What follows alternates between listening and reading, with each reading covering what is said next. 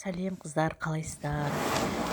Кеше жылқы сойғанбыз ғой, соның етін сарайға көк пушкеге ұстап тастағанбыз. Соны алып қарап келейінші деп барсам, етімді ашып қарасам, етім қып-қызыл болып күшті болып тұр екен, цветі. Мен мына жерден ішіне тұз салдым, индерский тұз. Содан кейін барып қара бұрыш салдым. Сосын, как всегда, чеснок, сарымсақ дейді ғой, сондай салдым. Иісі дейтін енді бұрқып тұр, иісі кәдімгі прям ашып қалғанда ауыз иісі мұрынға дейтін күшті келеді иісі. Мына жерде біздер алдыңғыны оның алдында мынау да айтпақшы, жылқының несі тоже, жылқының еті, мынау жылқының басы, мынау да тоже ана көк пушкеге сыймай қалған ғой, содан қалған жартысы.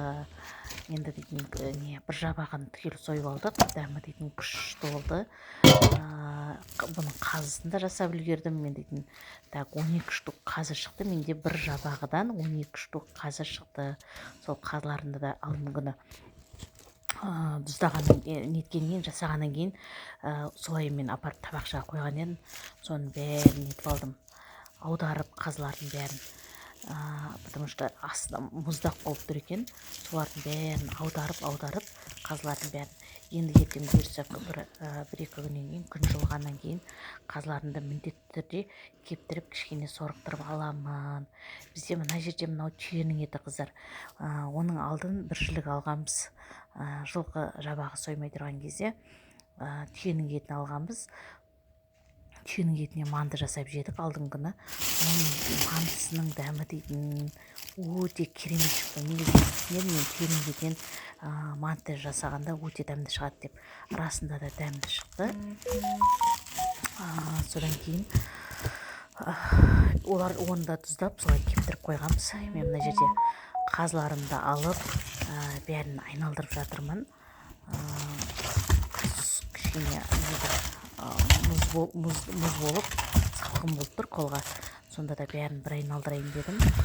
Бір-екі күнде күн жылынғаннан кейін бұйырса міндетті түрде бәрін кептіріп алатын боламын. Содан кейін дәмін көріп қазыны жейтін боламыз, алла бұйырса.